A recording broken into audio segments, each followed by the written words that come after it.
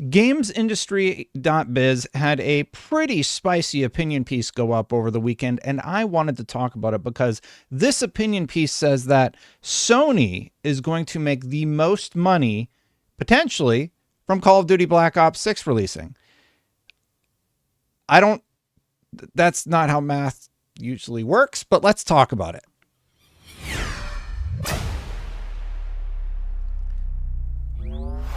So I'm not sure if you've been paying attention, but over the weekend, this piece went out and got community noted. Depending on how the Game Pass situation shakes out, Sony could end up being the company that enjoys the most black ink on its financials from Black Ops 6, which is a bit of a bum note in what should be a triumphant moment for Xbox. And this one got community noted. You can see it says, it is mathematically impossible for Sony to make more money on Black Ops 6 than Microsoft.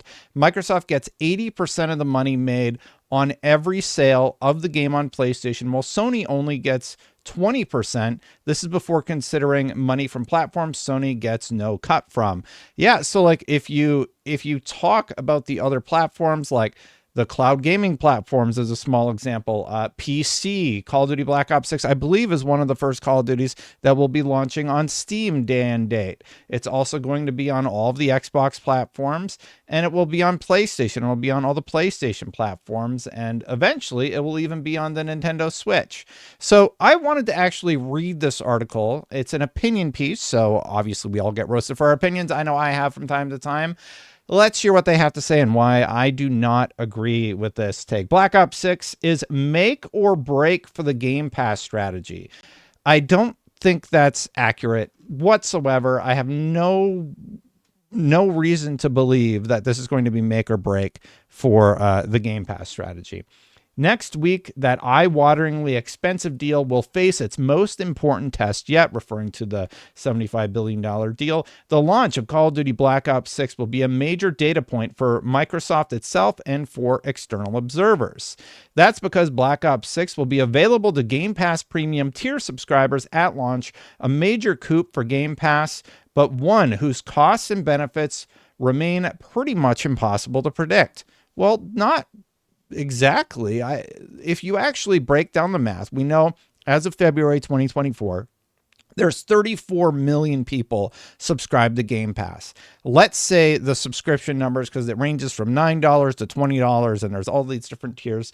Let's say an average cost would be about $16 if you average out where everybody's subscribed. $16 a month times 34 million is $544 million a month in revenue for Xbox Game Pass. So we already know it's profitable. We also know that while it is an important metric for Microsoft, it is no longer tied to Satya Nadella's performance, bonuses or whatever you want to call it. And we know on PlayStation, the FTC, via the poorly redacted documents, leaked that Sony has around 14 million players playing COD. So that's also a lot of money going into Microsoft's pocket if they're making 80% of every one of those sales. But let's continue on here really quick. It's not unfair to say that Call of Duty was the Activision IP that Microsoft was most desperate to acquire. I find the use of the word desperate strange there, because they also got some pretty notable franchises such as World of Warcraft as a small example. They got the entirety of the back catalog for Activision games.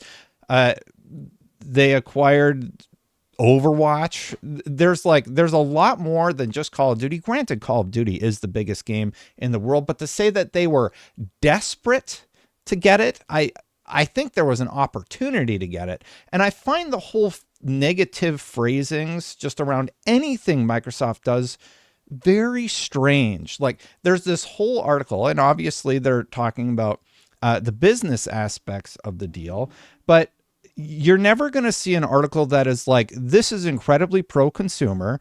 I can't believe we're getting access to Call of Duty for $20. That's kind of cool, at least on the Xbox platform. This strategy could pay off for them. And if it doesn't pay off for them, it's going to pay off for you and me getting a cheap deal on Call of Duty games. And by the looks of things, quite a good one. So one of the things that sort of frustrates me about the piece is there's no counterbalance to it. Like if you look at all the reporting around Microsoft, it's overwhelmingly negative most of the time, especially with Xbox. In 2022, Jim Ryan is saying our games could suffer if they went straight into PlayStation Plus. That was proven false by Stray's success. And I believe Sifu also launched day one, and it was also successful. In 2022, an Xbox exclusive Call of Duty would not be profitable. It was very clear that Microsoft never intended to make this exclusive, and Jim Ryan was flying all around, and everybody was reporting about how bad this would be for PlayStation if it went exclusive. And Microsoft's like, we're not going to do that. We're going to make 80% of the revenue. PlayStation purchases are going to pay for all of this. So of course we're not going to do that. Sony would end up being the company that enjoys the most black inks on this financials from Black Ops 6. I just don't get how the math works there. And then in GI.biz, Jim Ryan is quoted as saying he did not believe Microsoft's decision to make Starfield exclusive to Xbox was anti-competitive, although he doesn't like it. Well, Jim Ryan makes stuff exclusive all the time. Like just looking at all the reporting over the years, it's all like, oh, we got to help Sony. Poor Sony making billions of dollars and being profitable with their consoles and bad Xbox. It's that, anyway, I'm sort of going off on a tangent, but I have a video I made years ago. Like, why is it always Sony equals good, Xbox equals bad? And I do think that has started to shift a little bit, but this is another example of that old sort of thinking where Microsoft, the $1 trillion company, is giving us access to the new Call of Duty for $20, and somehow that is bad. It's not bad for me. I'm looking forward to it. However, owning Call of Duty has left the company in an odd position, since it now owns a massive franchise that generates a very large slice of its revenues on PlayStation. How does that put them in an odd position? They're going to make 80% of the profit or of the revenue from every single game that is sold on the PlayStation platform. And if people come over to Xbox because they want to do the cheaper fee, they've now converted one of those users into an Xbox user potentially for life. It needs Call of Duty to be a big deal on Game Pass in order to grow the subscription service, which is seen as a crucial metric of success of its overall games business. Now, that's not quite accurate. I think that metric is no longer quite as important as it used to be. Xbox players will need to be on the most expensive $19.99 a month tier to get Call of Duty on launch day. As you know, they did make some changes, and I do agree that the changes weren't necessarily great. The company needed to be satisfied that Game Pass would be an attractive option for fans of the franchise without risking sinking launch revenues for the game. I'm not sure that's actually a balance that can be successfully struck, and I suspect that some internal discussions about whether COD should even appear day and date on Game Pass were pretty heated. I agree with that. They probably were. And there's been some reporting about that, but there wasn't really a choice here. Without the ability to leverage this IP to push Game Pass, the entire value of the Activision Blizzard acquisition to Xbox would be thrown into question. I don't think that the pushing Game Pass thing is a big initiative at Xbox and Microsoft anymore. Is it an important metric? I suppose I can give the author that one, but I don't think it's like the metric. And this idea that nobody is going to buy Call of Duty on Xbox because you can get it on Game Pass, we know that's not true. We've seen the conversion numbers from Microsoft themselves that many of those users do end up converting and purchasing the game. And Call of Duty, being an annualized franchise, is a regular purchase from people of that who are into that game. By the way, hit that subscribe button, hit that bell if you like the content thus far. Let me know what you think about the lighting too. I went for the moody lighting for this one.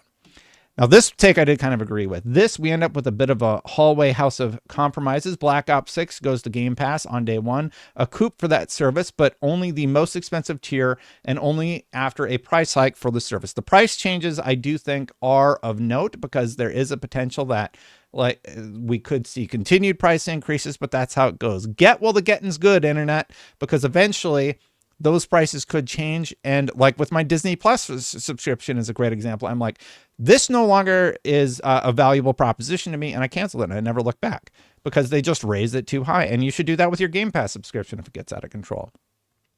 If many people subscribe for a month to play the game and then cancel, that doesn't happen.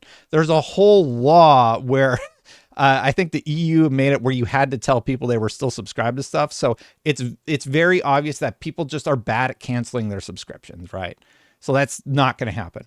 It'll still end up being a significant loss to the game's revenues, which is no doubt a significant fear for some people involved in the planning of this launch. I don't know that that is a fear. I don't think they're going to lose a ton of revenue on Call of Duty. When people play Call of Duty, most of them stick with it. Meanwhile, the odds are that the lion's share of the sale of this game will be on PlayStation 5, revenue that will be very welcome on the bottom line of Microsoft's games business, but of which Sony will also be taking a pretty tasty slice as well. Actually, about that, they get 20%, Microsoft gets 80%, and in the past, Bobby Kotick basically told PlayStation, hey, you're going to get a smaller slice of the profit because we said so, and that's how it's going to be. And they kind of just said, okay. And they said the same thing to Xbox and Microsoft had to bend the knee also. So like Call of Duty is big enough to make people make strange financial decisions that are unorthodox. Depending on how the Game Pass situation shakes out, how many new subscriptions this drives, and how long those new customers stay subscribed, it remains at least marginally possible that Sony ends up being the company that enjoys the most black ink on its financials from this launch, which is a bit of a bum note in what should be a triumphant moment for Xbox. Make no mistake, this is still a triumphant moment for Xbox. The argument is they have to spend, let's say, $300 million on this Call of Duty entry.